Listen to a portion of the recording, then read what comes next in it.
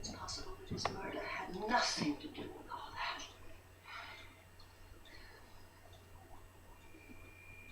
What is it?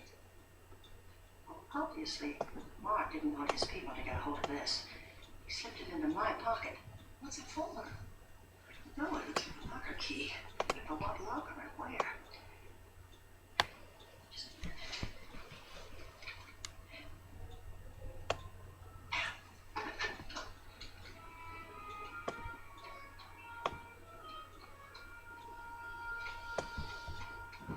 Oh, I need to be ironing. We need to go to school. We need to get stuff in that box. We can't sit here and watch TV and watch at the computers all day, Megan Sue.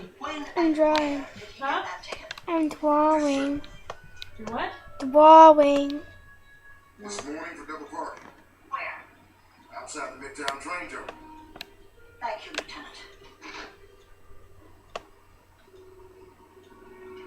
Where the devil is Lamont? You left the Institute 20 minutes ago. Yeah, I got him. He's still en route, about 2 blocks to go. Yeah.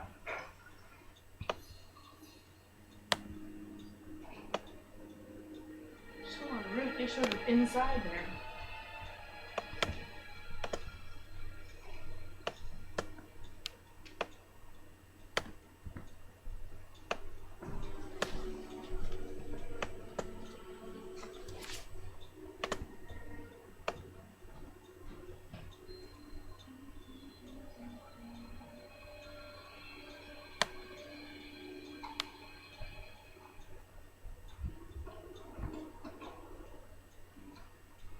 In my country, we say, good business makes good friends. I'll be in touch again. You won't find me. No one will.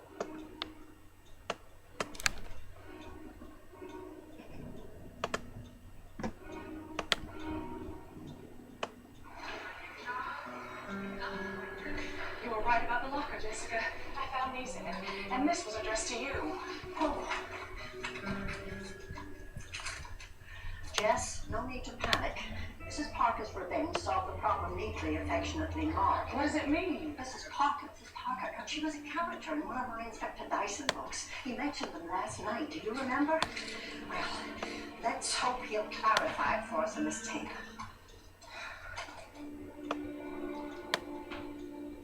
Stop. Demanded, I agreed. Van Ness gets his delivery in 2 hours. Then you pick up yours immediately afterward. It should go just as we planned. But I insist something be done immediately about Reister. You can cause trouble for us both. I'm lost, Jessica. Mark is covered. Someone was about to betray the government's plan. He said as much to me before he was killed. If we knew who this Lamont character was calling, then maybe we'd know who Mark's murderer was. Wasn't for the thunder, we might have made out the touchstone and got the number that way. Mark tried so hard. He knew he was in danger, and yet he risked his life. For what? A cell phone. Mark hasn't lost you yet, Karen.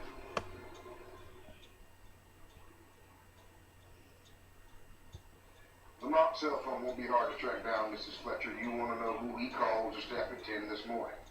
It's a deal. Just do me a favor. Oh, of course, Lieutenant. The department has enough trouble with the feds on our turf as it is. If Kreider hears I'm messing into his sacred domain. I understand. I'll keep it between us, Lieutenant. That's a confirmation then. Great. You'll let the Oval Office know. Thanks. Van Ness is heading to the Middle East. Their spy satellite is tracking the phony virus live over there. God help Van Ness when they find out what they got for their money. Yeah, Lamont's out running around with $2 million earmarked for the U.S. Treasury. How'd you guys manage to lose him anyway? Don't you blame us. You're the ones who had the equipment that didn't work. I didn't know he had the guts for a double cross. Shut up, both. All we gotta do is go out there and find him. My budget is too tight to be screwed out of 1/3 of $2 million.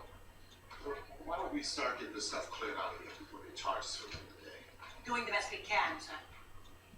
Hey, fellas, Frankie. how about getting a little drink before we have to bust this party up? Yeah.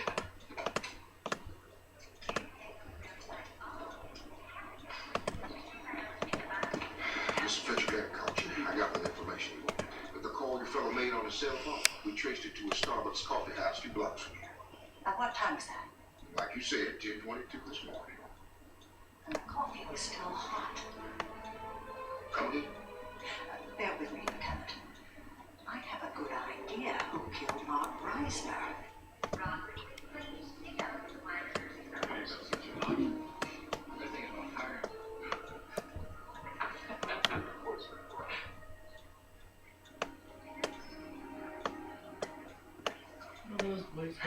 Mrs. Fletcher, Gentlemen, you appear to have accomplished your mission. very much on target too. You'll be pleased to know. Well, what I'd be more pleased to know is that Mark Reisner's killer is brought to justice.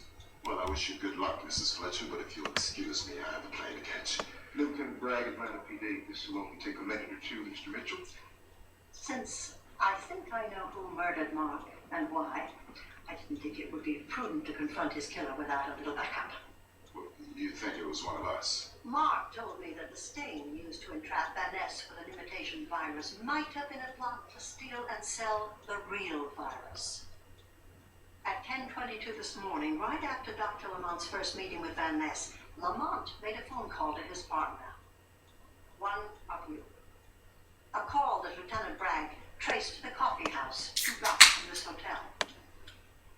Perhaps you can explain what you were doing there at that time, Mr. Kreider? Forgive me, Mrs. Fletcher, but I think you're out of your mind. Well, then maybe one of you will remember. This morning, as I was leaving, Mr. Kreider was entering, and at the door he spilled coffee from the Starbucks cup that he was holding. She's right, Ed. Hey, wait a minute. You guys aren't buying this. When I checked into this hotel, I happened to have several words with Raoul Jaffa. He had an umbrella with a very unique handle. The very umbrella that you're holding now, Mr. Kreider. I wonder how you ended up with it. Unless from the very beginning, you and Jaffa intended it as a means to transport Project 14. Mark Reisner was getting close to the truth, and you killed him.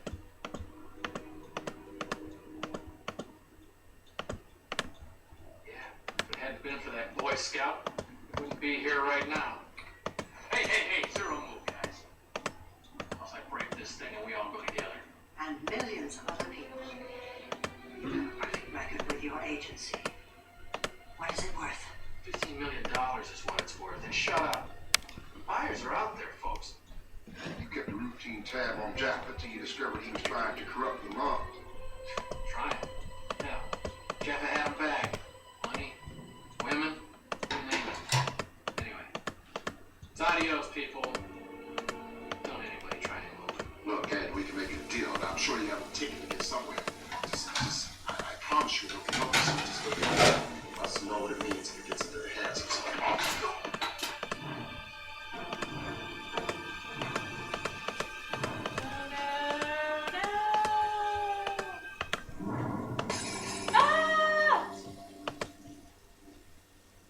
That's the fake one. Don't be nervous. You see, this is Mrs. Parker's revenge. A harmless accident. Mark Reisner let me know that he replaced all the real Project 14 in the BRI lab an hour before he died. And the director just confirmed that all the real virus is on Iris. He didn't have legs. I don't know for many, Mrs. Parker, but if you would allow one jaded bureaucrat to offer his apologies. Make that 2 jaded bureaucrats. Oh, God, I have to make a speech.